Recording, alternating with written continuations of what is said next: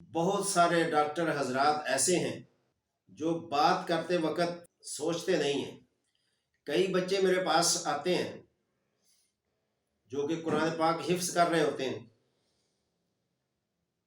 تو جب وہ آتے ہیں تو مجھے بتاتے ہیں کہ جی ہم فلاں فلاں ڈاکٹر کے پاس گئے ہیں، تو ڈاکٹر صاحب نے پوچھا کہ بچہ کیا پڑھتا ہے، تو جب ہم کہتے ہیں جی بچہ تو قرآن پاک حفظ کر رہا ہے، تو ڈاکٹر پریشان ہو جاتے ہیں کہ وہ بچے کو آپ نے کس مصیبت میں ڈال دیا ہے کہ یہ قرآن پاک حفظ کر رہا ہے، اس کا حفظ چھڑوا دیں۔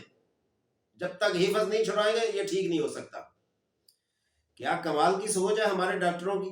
تمہاری دوائی اس پر چلتی ہے جو قرآن پاک حفظ نہ کرے، اور جو حفظ کر رہا ہے اس کو آپ حفظ سے جب تک علیحدہ نہ کر دیں تب تک آپ اس کو دوائی نہیں دینے کے لیے تیار۔ یہ کون سی ڈاکٹری ہے؟ یہ کون سے فارمولے ہیں کہ جی آپ حفظ کرنا چھوڑ دیں؟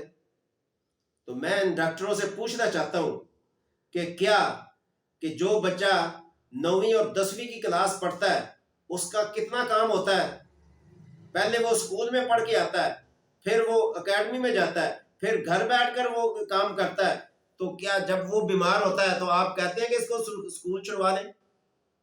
ایک بچہ 11ویں 12ویں میں پڑھتا ہے، کوئی بچہ ایف ایس سی کر رہا ہے، کوئی بچہ ایم فل کر رہا ہے، کوئی بی ایس سی کر رہا ہے۔ کتنے بچوں کو آپ نے کہا کہ اس کی ایم فل چھڑوا دیں، اس کی بی ایس سی چھڑوا دیں، اس کی ایم اے چھڑوا دیں؟ تب تو آپ کی زبان نہیں بولتی کہ یہ اس کا کام جو ہے بہت محنت والا ہے لہذا اس کو چھڑوا دیں۔ پوری رات بچے جو ہے بیٹھ کے پڑھتے ہیں۔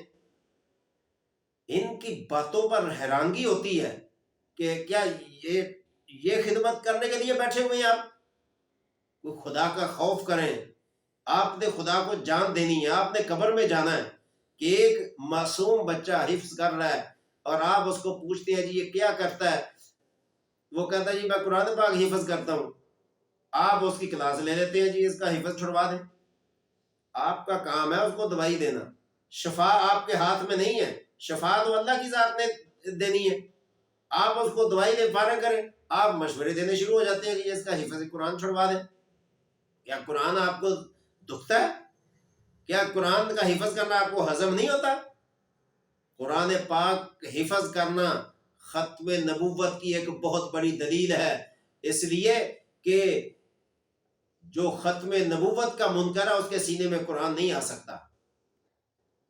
اگر میں اس پر بات کروں تو بات بڑی لمبی نکل جائے گی، تو لہٰذا ہمارے ڈاکٹروں کو سوچنا چاہیے، اچھے بھلے جو ایم بی بی ایس ہیں ڈاکٹر حضرات، وہ یہ مشورے دیتے ہیں جی بچے کا حفظ قرآن چھڑوا دیں، تو حفظ قرآن چھڑوا کے کیا اس کو ڈاکٹر بنا دیں؟ ماشاءاللہ۔ میں یہ نہیں کہہ رہا کہ بچوں کو تعلیم نہ دیں، جس طرف بچے پڑھ رہے ہیں، جو بچوں کا شوق ہے، ان کے شوق کی اگر آپ حوصلہ افزائی نہیں کر سکتے، کم از کم ان کے کام میں رکاوٹ تو نہ بنے۔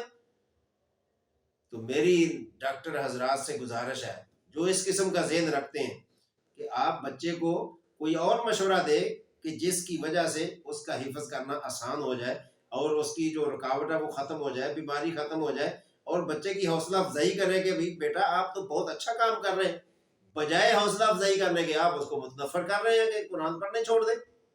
اور کئی بچوں نے چھوڑا ہے، وہ کہتے ہیں جی ڈاکٹر نے کہا جی بچہ حفظ نہیں کر سکتا ہے، اس کا دماغی مسئلہ یہ ہے وہ ہے فلاں ہے۔ یہ ڈاکٹروں کو نظر نہیں آتا، سارا دن بچے ٹی وی دیکھتے ہیں، کیبل دیکھتے ہیں، موبائل دیکھتے ہیں، جس کی وجہ سے 6 سال کے بچے ہیں ان کو چشمے لگے ہوئے ہیں، تو وہ کیا قرآن پاک حفظ کرنے کی وجہ سے لگ گئے؟ ان کو نہیں آپ روک سکتے۔